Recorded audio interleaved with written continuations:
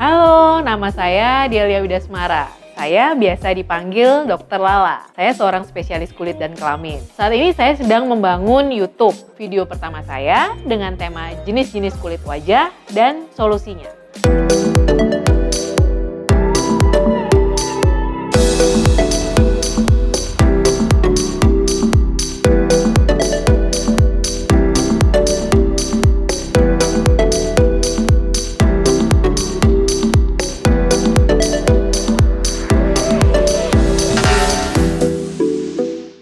Support channel Dr. Delia dengan cara subscribe, like, share, and comment. Kulit sehat with Dokla. Untuk video kali ini, kita mulai dari dasar dulu ya.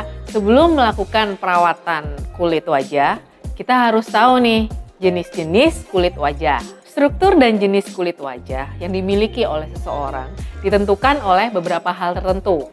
Yang pertama, air. Dia mempengaruhi untuk elastisitas kulit. Terus yang kedua minyak, dia mempengaruhi untuk nutrisi kulit. Terus yang ketiga itu dia kepekaan terhadap zat atau bahan tertentu. Berdasarkan ketiga hal di atas, kulit wajah dibagi atas 4, yaitu kering dan berminyak, sensitif atau tahan, tahan itu artinya tidak sensitif. Terus kemudian berpigmen atau tidak. Dan yang terakhir kusut, kusut itu maksudnya kusem dan kencang. Keempat jenis kulit wajah tersebut sangat penting untuk mengetahui bagaimana perawatan yang benar selanjutnya. Sekarang kita ngomongin kulit kering ya. Jadi kulit kering itu disebabkan karena yang pertama biasanya karena lipid. Lipid itu lemak ya, jadi dia banyak atau sedikit. Terus kemudian sebum atau kelenjar minyak. Terus yang ketiga karena pori, porinya gede atau kecil. Nah, kita sering terkena sinar matahari itu juga menyebabkan kulit kering karena kehilangan dari kelembapan alami yang namanya natural moisturizing factor.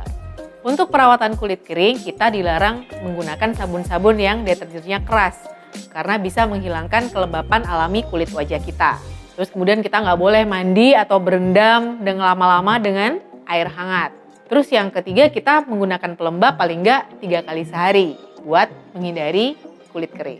Untuk perawatan kulit berminyak, biasanya kulit berminyak tuh bisa berjerawat, bisa tidak. Kebanyakan berjerawat. Yang bisa kita lakukan di rumah, cuci muka secara teratur. Kemudian yang kedua, menggunakan skincare atau bahan-bahan yang berbahan dasar air atau lotion. Dan tentunya menghindari makanan-makanan atau mengurangi lah yang berbahan dasar minyak atau yang minyaknya banyak. Sekarang kita bahas kulit sensitif ya. Biasanya kulit sensitif itu keluhannya di usia-usia subur, 20 sampai 40.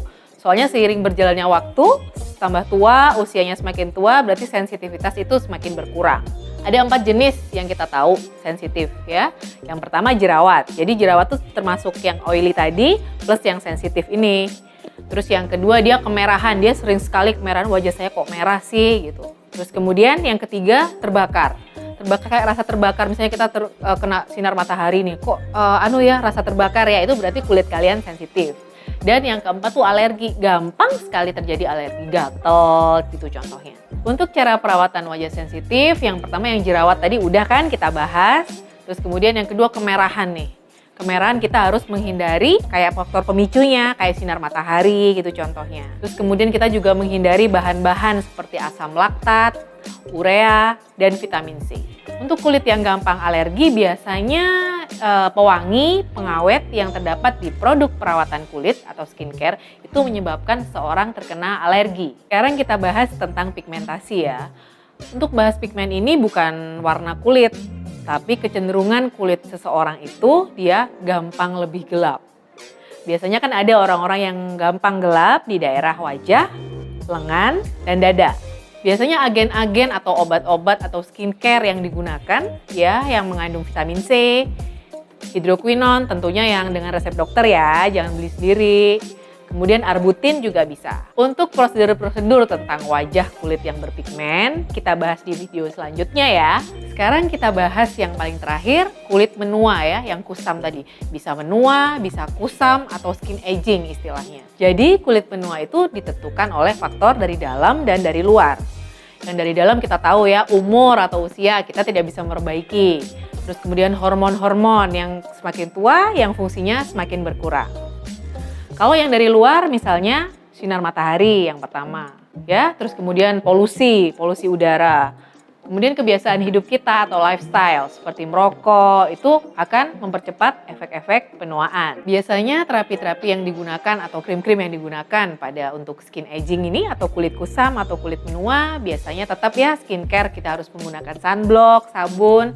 Tapi biasanya yang krim malamnya kita menggunakan yang mengandung vitamin C, kemudian retinoid, dan itu fungsinya untuk merangsang kolagen supaya kulit kita elastisitasnya tetap terjaga dan tidak menua. Jadi pada dasarnya setiap orang memiliki jenis kulit wajah yang berbeda.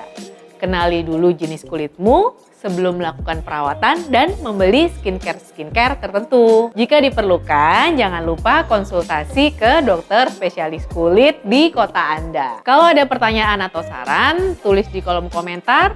Jangan lupa subscribe, like, and share ya. Kulit sehat with Dokla.